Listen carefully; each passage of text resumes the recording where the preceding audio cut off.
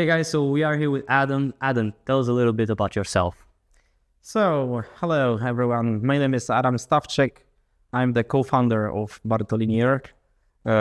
I started my aviation journey in 1990s, but I don't even recall when I did my first flight. Before I actually joined the training, which I did in Canada, I did like a familiarization flight. And actually, I don't know whether it was 1997 or 6, something like that. I began quite quickly because when I turned out to be 16, I did my first pilot permit. That's equivalent maybe to our LAPL that we have in EASA right now. Wow, that's quite early. Yeah, so I was eligible to fly solo, to take passengers, and I didn't have a driver license. So I was riding the bicycle to the airport to do the training here. Okay, that's amazing. Could you tell us a little bit how the idea of founding Bartolini started?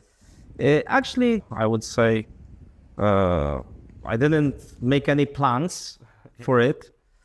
I always wanted to have some own business, to be more, let's say, dependent on myself, on my decisions than work for the company.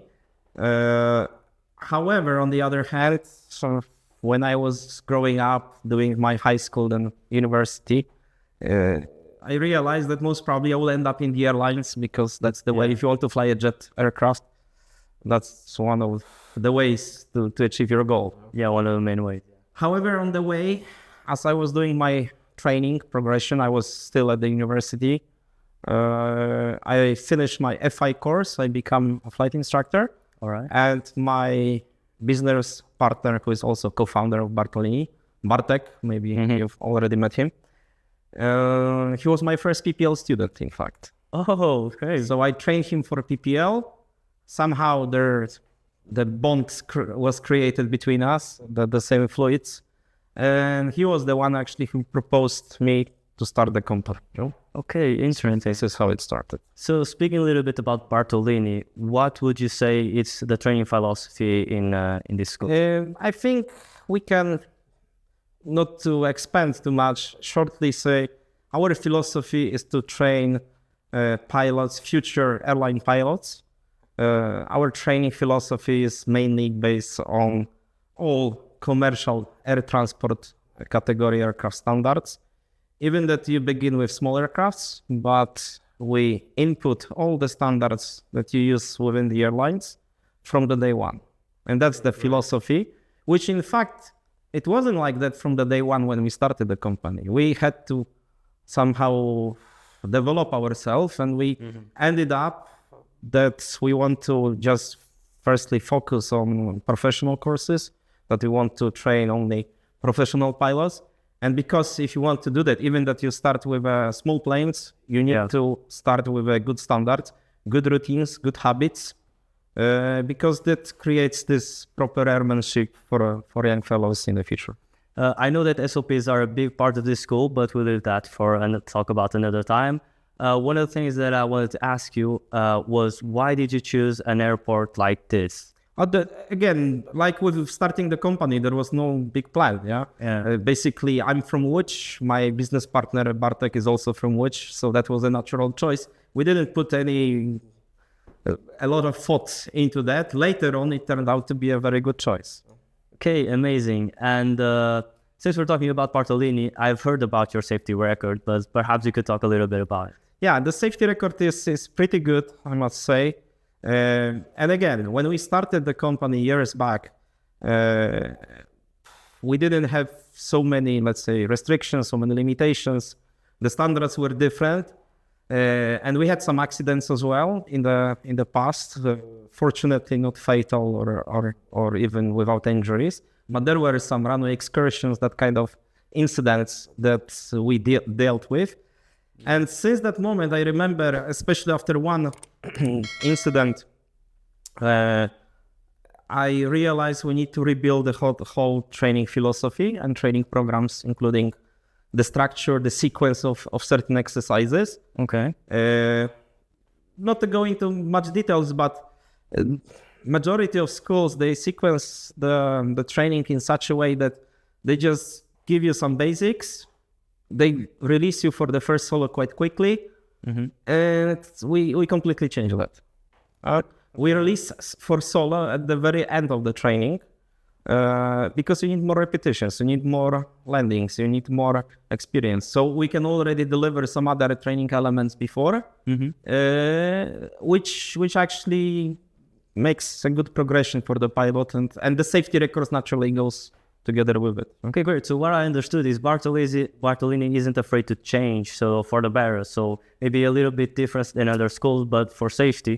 No, I think if no matter what you do in life, if you want to progress, it could be in sports, in music, in any other profession. First of all, you have to be objective, and you have to face the truth.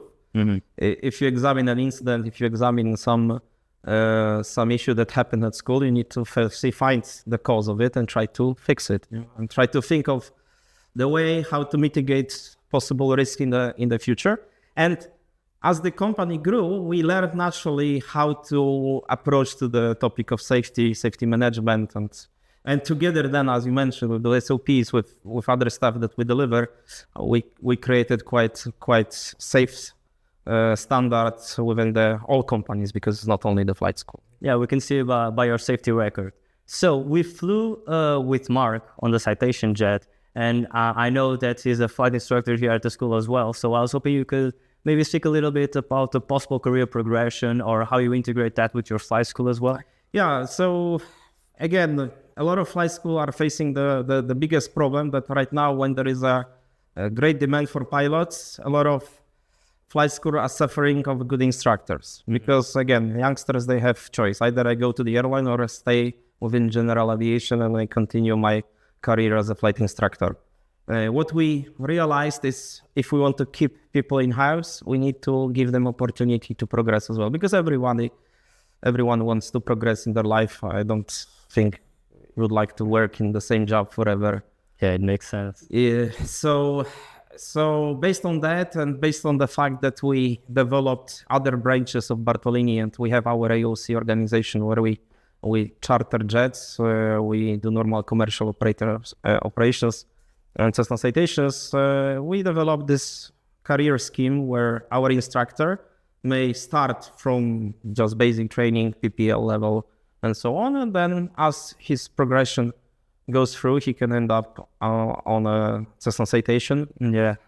As Mark, because I think you flew with him recently, yeah? Yeah, I did. Yeah, last duty, actually, I made him line check, so he passed line check with me on that, so it was, I think for him, he's a good example how we can progress within Bartolini, but not only the example, because we have examples as well of pilots who chose airline career, but they are still instructor with us. So we are not forcing anyone. Whatever way you choose is fine.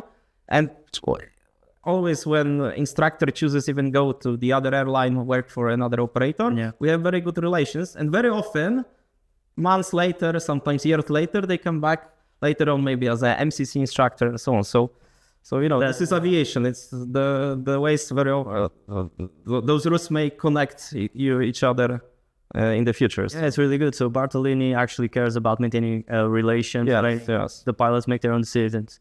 So as you said, Bartolini is much more than a flight school. It has a lot of other branches. And I know that one of them are the simulators, but perhaps we can talk about it in front of the simulators. Yeah, I think let's go there. I will show you more what we have there. I think it's quite interesting. Perfect.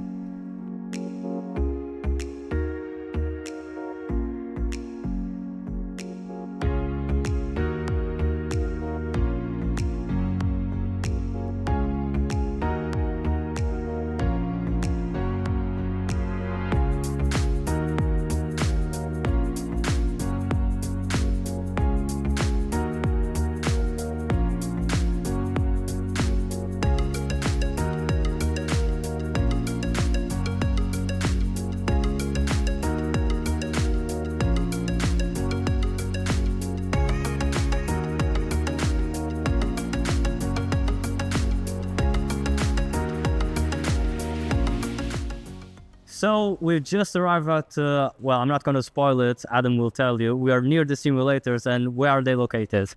So the sims are located at the main watch airport terminal. We are at we can say second floor. In fact, it's a third level. So you can see down there is a main hall, departure and arrival hall.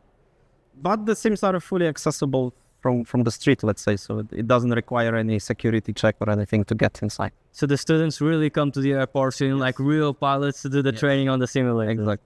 Okay, could you tell me which simulators do you have here at Bartolini? So right now we operate only 2 Tornam simulators. They are fully certified. You can see them here. The sims are customized to our needs, and I will show you just in few seconds how we build them for our needs. Exactly. So Bartolini built the simulators. Could you tell me maybe some special features that only your simulators have? I mean, hard to say if only one ours. Let's say our sim has more features in its class than the competitors because we took a lot of ideas from full flight simulators, even that these are fixed base simulators. Also, our instructors put a lot of feedback how to, let's say, improve the sims and what to change to basically develop better pilots. So I will show you soon those features, but we would have to go inside the cabin. Perfect. Let's go then. Okay, let's go. Okay, so we've come inside the simulator and Adam is going to make a little tour for us. Yeah, so we are right now at the briefing room. This is the place where we brief before the session and we debrief students after the session. And the sim is just next to us, so it's, as you see, it's quite compact and it doesn't take much space in the room. And currently the session is undergoing, but soon we'll go inside and you can see all the features inside, how it looks. Okay, perfect. Okay, so right now we are inside the simulator. And Adam, I'd like you to maybe explain a bit how you as a company built the simulator. I told you previously when we were in the building that our idea was to create a sim that fits our needs. And that was the main purpose. We didn't think about making business out of it or anything like that. We're just not fully satisfied with the products you can get on the market. And there are certain producers of the things that are very good and so on, but it's not the philosophy that we demand. Yeah, it's okay. If you can see here, the simulator is a full replica of Tecton P2006. Of course, it's not one-to-one. I would say 95% of the system. What we did, we made it a bit wider. Remember, a Tecton Twin is quite narrow body fuselage aircraft. But we don't like the concept to make the replica of the cabin one-to-one with the door from the side, because there's some sims where you have to go from outside of the cabin to sit inside, because then the seats are closer. Instructor has got abstraction of his view and so on. Here we have more philosophy that you will find in the future full flight simulators and so on. So the cabin, the concept, as you see, myself as an instructor, I can sit here. There is a footrest even here. I can have a touch screen where I can manipulate the session, and I can have a full view of the primary flight display. Of course, I can still check it here as well and display the same stuff that the student is seeing, but it's different if I see what he's doing, where he's looking at, and so on. Because I think some instructors, they are forgetting that sim session is not the exam, it's not the skill test. Mm-hmm. If you want to deliver training, you first need to observe properly. If you observe the student, you can then conclude like what he's doing wrong or what I would do better, or maybe even show him what to change. I can show you we have some features here where, in example, I have a pointer, and with the pointer I can mark something, and as you see, the pointer is visible as well on the primary flight display of the student. The same, I can draw something here, and to emphasize certain, like, okay, you need to scan here, or maybe even draw a star of a sequence of scanning. So I can just use a tip of my finger, and as you see, it's also visible on the PFD. Wow, really cool. So I can see that you have a camera inside the simulator pointed to the students. So why is that useful? Basically to debrief the student, to see exactly how the session progresses, to to have a more input to the training as well, to observe. Because if you observe, you can then conclude and you can correct, you can make it better. That's it's not, you can think it's like, what is so difficult about it? Nothing, you need a certain tools to have it. You know? Okay, so it really helps. Yeah. Okay, so a student coming here to Bartolini, in which phases of flight would he use the simulator? I would add it's not only the sim, it's also the trainer. I don't know if you've already seen the trainers, but the trainers consist the same soft. So they have the same flight model, the same instructor station that we have here. And the students may actually practice on the trainers before the actual session. Often they come, a couple of guys together, they sit, they study certain systems or certain approaches. They want to focus more on their own. Some people, they prefer going on their own and even, shut the door and be inside of it before actually going with the real session. Yeah. So I wouldn't say it's just the sim, it's the complete system. It's the trainer plus the sim. This is what makes the training good. Okay, great. In your opinion, the benefits that Bartolini saw, why is a simulator good for a student's progress? If you take this philosophy that we took, that we actually built the full replica of Tecton Twin, it's not that you are skipping from one aircraft to another all the time and you have to learn like a new airplane. Because if you have a generic sim, you have to learn the procedures, generic SOPs and so on. And later on, when you go back to the aircraft, it's a bit shocking.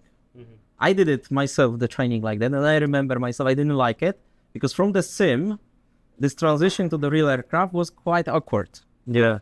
Yeah, different checklists, different stuff. Maybe you do ARC-DME, the twist, turn, knobs. This you do the same. But the whole feel here is much better because we can actually synthesize this training starting from multi-engine. It's not even instrument rating, but multi-engine is answering to your question is the starting point where we can do certain procedures like emergency gear extension. The real aircraft we cannot practice, here we can do. Mm-hmm. Yeah, that's really good. We use the normal QRH. We do all the systems. So we read the checklist from the QRH. And then when the student goes to the real aircraft, it's completely different story. It's because they have the habits, the proper routines, flows. Much easier. It's much easier. And then, in fact, not only you make better pilot, but you can stretch it, make it faster. Yeah, okay.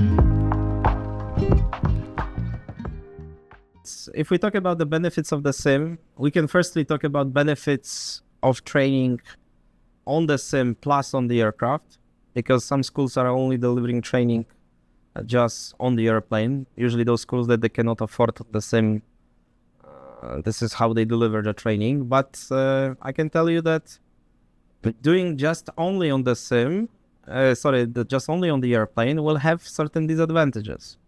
First of all, on the sim, we can repeat certain elements. We can focus on the things that you're not doing perfectly. Yeah. Like, imagine on this sim, I can reposition the airplane within just a touch of the screen. And notice we are not waiting for anything. Within 1 second, the airplane is either 5 miles final or downwind. I can place it. So in example, in majority cases during instrument training, people have problem with stability. Okay. So instead of flying the whole instrument pattern and just practice this last moment of instrument cross-check during final approach, we can actually reposition you on final, and you can focus on that element which makes you the biggest hassle, which in fact all the pilots are struggling with that, because it's the most difficult part where you have to use all the resources properly and so on. So at the end of the day, it is a big benefit to the student to have simulator time as well. Yeah, because then again, and especially the sim which is type oriented, because if you practice that on the sim and then to transfer this know-how to the real aircraft, it's really simple. Yeah, cool. And talking about the future, what would Bartolini maybe think about bringing? We have some ideas, but I would like to not maybe disclose them for now. As a simulator producer, for sure, we will have some projects going on. For now, we just concentrate on making this product as best as possible. Because, as I said, it's a joint product, a joint project. So a lot of parties are involved here, and I think the outcome is pretty good. But of course, you can check it yourself in a second, sit on the seat and try it out. If we talk about the benefits, remember the benefits from pilots, so from student perspective, are one thing, but there are also benefits from the instructor point of view. So if you want to make a good quality training, those both parties needs to share common experience, and the same gives you this ability. Okay. Yeah. Anyhow, you can pause the sim, you can explain something. You cannot do it in the real aircraft. Yeah, of course not. Yeah, you're burning fuel, you're paying for every minute of the flight. If something goes wrong, okay, maybe you will stop the flight and so on, but still you're gonna lose a certain amount of time, which means money. Here, we can pause it, we can explain. It's much easier. Perfect, Adam. Thank you so much. Thank you very much. Thank you. And yeah, thank you for watching. Bem pessoal, chegamos ao fim do vídeo com o Adam. Conseguimos perceber realmente o quanto a Bartolini Air investe na sua formação a nível de simuladores, uma área que consideramos muito importante. Queremos agradecer ao Adam e a toda a equipa da Bartolini por nos ter proporcionado esta oportunidade de conhecermos cada vez mais a escola. E por fim, queremos vos pedir que, se gostaram deste conteúdo, deixem o vosso like e comentário. Também estamos presentes noutras plataformas que vão estar na descrição. Obrigado e um abraço.